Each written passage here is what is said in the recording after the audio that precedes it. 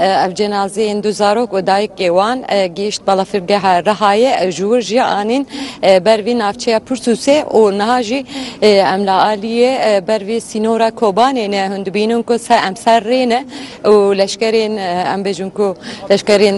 Tirkiye niha vê derê girtine lê hûn dibînin ku ev cenaze erebeyên cenazeyê vegeriya ji ber ku cenaze êdî derbasî aliyê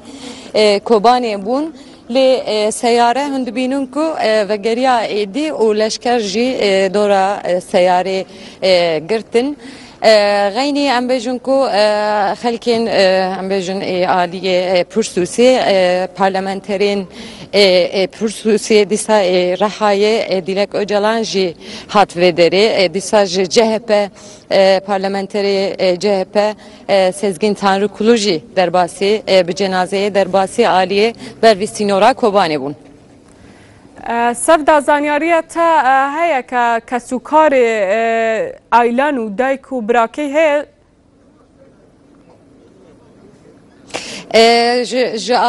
Hûn zanin ku ji malbatê hew baf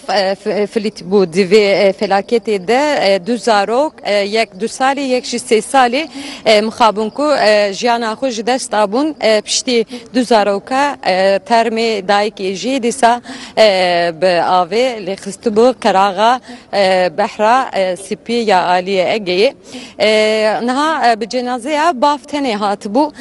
û baf tenê bi wan re derbasî Aliye Kobanê bû wisa tê texmîn kirin ku li Aliye Kobanê jî ew ê merasimekê ji bo veşartina em bêjin termê wan ew ê were li dar xistin. Sevda rewşî emnî li wê çûna? Ji ser Sibêdayê ji balafirgeha Rihayê heya vê derê em bêjin ku parastina ji aliyê ewlehîya dewletê Tirkî ve hatibû parastin ew cenaze ji em bêjin ku ji aliyê ji balafirgeha Rihayê dest pê kir heya vê sînorê dîsta bi parastina esker leşker û polîsan gihîşt heya vê derê û ji vê derê jî leşkerên em bêjin ku Tirkiye nehêştin ku çapemenî yan jî ew xelkên ku ji Pirsûsê jî xwastin ku pêşwaziya cenaze bikin ew jî xwastin derbasî aliyê hinekê Kobanê bin lê belê nehêştin niha hûn dibînin êdî leşker bervî seyareyên xwe çûn ji ber ku cenaze êdî derbasî aliyê Kobanê bû ji ber wî jî êdî li vê derê jî ewlehî jî êdî ciyê xwe cardin. Sevda hawlatiyanî zor hatûn bo pêşwazî termekan? Xelkê bi taybet navçeya Pirsûsê hatibûn ji ber ku merivên em bêjin malbatê vê aliyê gelek tune bû ji ber wî jî em nikarin bêjin ku heya ser vê sînorê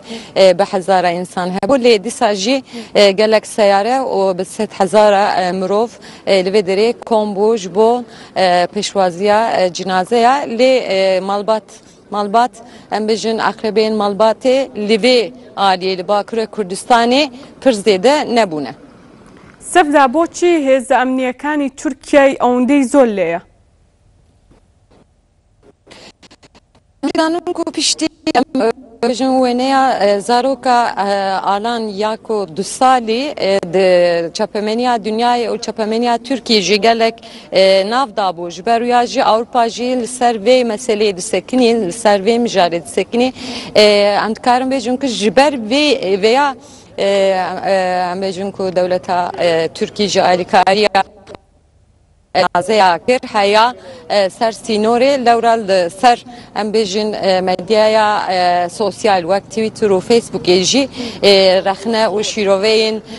yên rewşenbîr û rojnamevanan gelek hebû Ewropa jî ji ber mirina van zarokana